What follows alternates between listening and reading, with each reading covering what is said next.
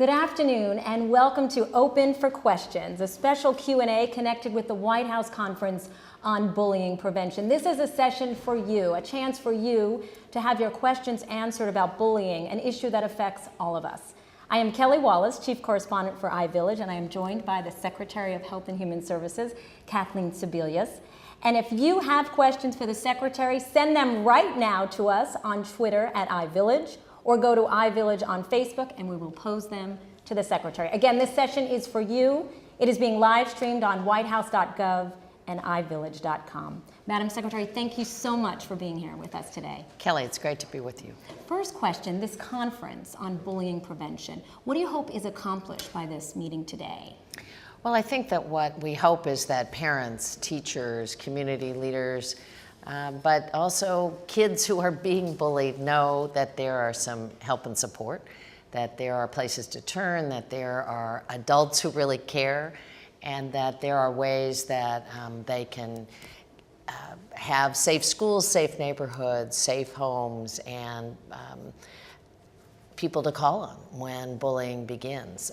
And frankly, bullying has gotten tougher with the whole internet. So cyberbullying, which wasn't even thought of when I was growing up, and not so much when my kids were growing up, is very much a part of the reality. So we want to share the best practices, highlight the situation, but also say that there is help and support. Great new website launching today, stopbullying.gov, and it has information for every age group. Absolutely. Well, we have so many questions from the iVillage community. And again, if you have questions, send them to us now. This question from a mom of two in Orlando, and an issue that a lot of people in the iVillage community talked about. In these days of drastic budget cuts, what can be done to help schools afford to deal with this very real problem? Because the most effective programs, according to this writer, those that include dramatic arts and programs that are built upon the entire school year, and they all cost money. You know that. What can you do? Well, I think part of it is parents' voices need to be part of those budget decisions at the local level. Money's always tight, but you know, frankly, I have a son who was a Rhode Island School of Design graduate who had an art teacher in high school who said this is what he should do, and it really opened up a whole new world for him. So I'm a huge believer that we have to meet kids where their interests are and make them feel important and accelerate at their own paces. So parents' voices are great, but also a lot of the bullying issues, I think, deal with leadership in schools. The leaders are there, but again, parental demands that they pay attention and that they set a culture of safety and that it is reinforced at every step along the way, and help kids understand that this really isn't okay. It isn't something that they have to put up with. It isn't something that is a rite of passage. Make them feel safe about coming forward and talking about the bullying that might occur. That jumping off point, because we just got this question from Twitter, which is, how can you convince a child reporting a bully is the right thing to do? So many kids are afraid. They just want the bullying to stop. They don't really want to even sort of think about consequences for the bully. Well, I think first of all, a lot of kids are afraid that you know, whatever pain they're in now could only get worse, and somehow having that conversation. Sometimes I think what I've heard from a lot of people who know a lot more about this than I do is talking to a child about somebody else being bullied.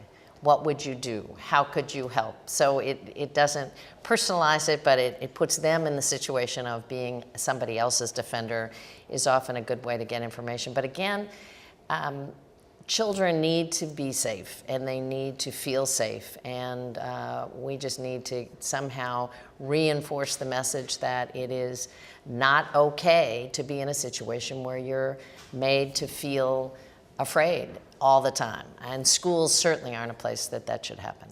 We just did at iVillage a story not too long ago at PS 119 in Brooklyn, New York. They do anti-bullying raps to send the message that bullying is not okay. And we got a message from a 5th grader there, a question, which I think is very interesting in this political climate. As an adult, have you noticed bullying in the White House? And if so, how did you deal with the situation? I haven't noticed bullying in the White House. I think what we have is a first family, a president and a first lady, who have kids in school and are very sensitive to issues about being made to feel different. And we have a president who frankly talks about the fact that he was a skinny kid with big ears and a funny name. Right. And my guess is came at this topic with some personal understanding. He also moved a number of times, was in different situations. So I think you have a leader who is very attuned to what he went through as a kid, how being different might be very difficult, and what parents, school groups, community groups, grandparents can do to reach out to kids, and that's a very good thing. Absolutely. Another question coming in from Twitter. Again, send us your questions at iVillage on Twitter or go to iVillage on Facebook. This question, why don't U.S. schools teach digital etiquette like South Korea does? Well, I'm not even sure what digital etiquette is. I guess the cyber bullying. Cyber, you know, the do's and don'ts, and that there's more attention to the consequences of what's right and what's wrong online, just like what's right and wrong in our everyday lives. Well, to me, there isn't necessarily a difference between cyber etiquette and regular etiquette. Right. What I think is accelerated in the bullying world is that mean speech on a computer can be sent far further and do much more damage. Can be done anonymously. At least if you do it in person, you have to step up and you are identified. Right. Anonymous rumors or lies are very difficult to get a handle on. So in that case, it needs to be gone after. But I think parents, again, the notion that your child could be in real jeopardy by someone who comes after them on the internet or anonymously or leaving text messages or photoshopping any number of things is very real.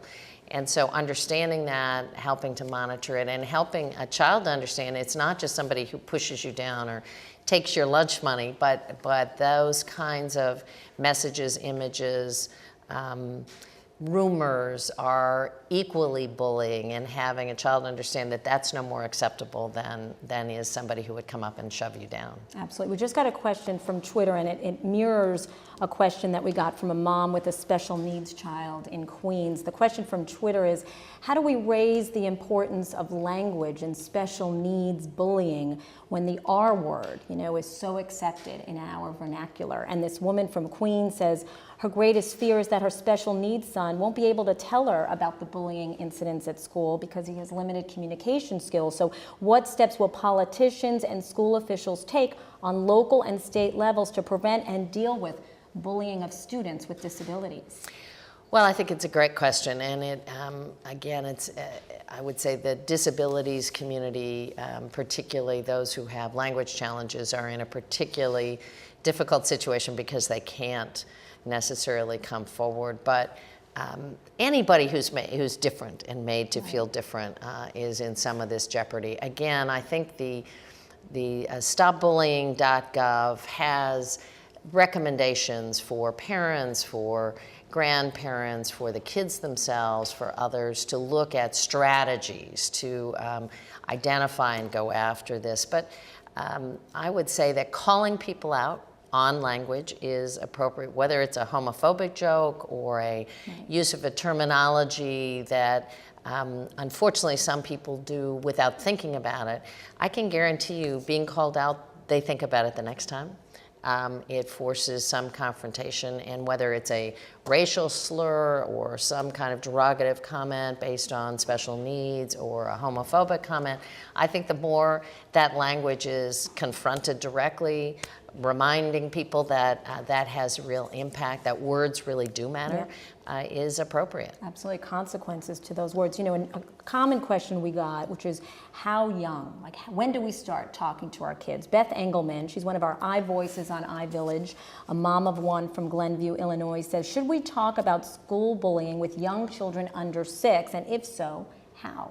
When do we start as parents? Well, I think, again, I think absolutely you start in preschool. I mean, bullying can clearly occur when your child is in the first social setting. It can be a play group. It can be any number of things. So I think the earlier the better, because parents don't have any hesitation at a very young age to talk about sharing. You should also talk about, potential harm and potential bad behavior, and not only make a child aware that it's not okay. That's what I think is important at an early age, that this is not something that is acceptable, that, I will help you, you need to behave differently, but also we're gonna take steps to try and get your friend to behave differently. I mean, I think the earlier, the better, because unfortunately it can start at a very early age. And we're seeing that more and more, I believe. bet. Another question from Twitter. If, as an adult, you see kids fighting after school, what should you do? Step in or call the police?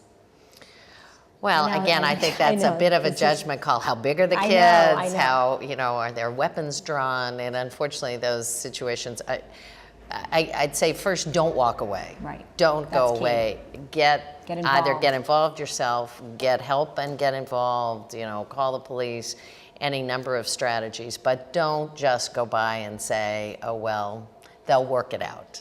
Absolutely. All right, another group of kids, school kids at Walter S. Boardman Elementary School out in Oceanside, Long Island, and they really focus on empowering the bystander, right, to get people on the sidelines involved. A group of sixth graders wanted to ask you, we are working hard in our school to stop bullying, but would love to hear your ideas on how the government can help us. We know that New York State has passed a law to make sure schools take the problem seriously. What is the federal government planning to do to help us as well? Well, the good news is 45 states have passed laws, so there is a framework in place to deal with bullying, both curriculum in schools and help and assistance. I'd say the stopbullying.gov website is a government tool. We have had a program in place under Health and Human Services since 2004 with 80 partners, community groups, advocacy groups, the PTA and others, working on a Stop Bullying campaign that has been in place. But using all the tools of Facebook and Twitter, using social media, and clearly, bystanders are just that. They can either stand by and empower the act to go on, or they can become engaged and involved. And I think the earlier, again, kids understand that watching or observing is in ways participating. Because the large majority of us end up in the bystander group, you bet. right? A smaller you bet. number or of you the know bullied or that the bullied. somebody else is in trouble and don't take action to report that. As we talked about before, Kelly, a child or a teenager may feel so victimized that they are paralyzed about defending themselves. Bystanders can really be very helpful and often save harm and perhaps save a life. If the victim can't come forward for him or herself, having somebody else speak for him or her is critical. This next question, again from Twitter, gets to schools and how they deal with bullying. The question is, should schools have zero tolerance policies towards bullies with automatic suspension, or is there a better way? Well, again, I don't want to micromanage a school policy. I think a zero tolerance is absolutely appropriate because, how much bullying is okay, right. How much hazing is okay, what is a rite of passage. I think to say from the outset, we do not tolerate activities that make anyone in the school feel unsafe or unwelcome, period. And then the administration can figure out the appropriate acts to take. But I think that should be set from the outset. And that's an expectation, and it's reinforced, not just said once, but it has to then be carried out. It has to be carried out by classroom teachers and by coaches and by, librarians and the folks in the cafeteria line who watch a kid's plate be swiped. It isn't just one adult's job in that school. It's every adult's job in the school. The custodian may be more observant, frankly, than the teacher, or be in a situation where he or she is likely to see incidents that would never occur in a classroom. So having a zero tolerance policy then needs to include and involve every adult who's in and out of that school. Because at the conference earlier this morning in the panel, it was very interesting talking about the impact school climate has what an impact it could have in terms of bullying behavior and in terms of encouraging kids to go forward and report bullying behavior as well. A couple of questions from our iVillage community focus on parents. Some of the women that responded to us say, you know what, it's really the parents who are ultimately responsible. And one of our iVillage community members wants to know, should the parents, in your view, ultimately be held accountable for their child's bullying? Well, again, I think that it is a parent's role to be involved and to help a child learn from the outset and reinforce good behavior. I have, again, difficulty kind of micromanaging off-site cases, but clearly there have been criminal cases brought against parents. And unfortunately, we've had situations of late where parents have knowingly been involved, if you will, in their child's bullying activities, knowingly aware, and allowed it to go on. So that situation is clearly an easier call than one that says, I wasn't aware, I didn't know. But encouraging parental involvement, encouraging and reaching out to parents. Again, you know, your kids are often gone for 6 or 7 hours a day in school. But making sure that teachers are giving very accurate feedback to parents about what is or is not happening and about a child's tendency to pick on other kids or, you know, take things from other children or is sometimes a tough conversation to have, but absolutely essential. Absolutely. Okay, a question we have from Facebook, Madam Secretary. How do we help the bully as well as the bullied? I think we've had a couple of these questions where people talk about what can we do to help the bullied, but also what can we do to help the bully, because these boys and girls may have been bullied at home or may have problems, emotional problems, and we want to help them on a better path in life. Well, I think, again, I keep going back. The website does have some very specific tools. Say the website again. Stopbullying.gov, stopbullying.gov, and so there are some tools and tips. Unfortunately, a lot of schools, as resources get tighter, don't have the counseling staff they may have had, may not have a school nurse, but having a caring adult at some point along the way deal with what is underlying this. I mean, typically it's a child who may feel very insecure, and the only way he or she deals with his own or her own insecurities is to take it out on somebody else, somebody smaller or perceived weaker. You feel more powerful if you're actually putting somebody in a weak situation. So there's no question we have to get some resources, get some help, get some counseling to those kids because it's again, a pattern, an unfortunate pattern that often those who are victims of bullying turn around and become bullies themselves. All right, I think we have time for maybe one more question and then a closing thought. This from another iVillage community member. How come programs such as Stop Bullying Now and other relevant and proven bullying prevention programs are not part of every school in the country? They're proven successful, yet there's no mandatory bullying prevention acts in place for schools.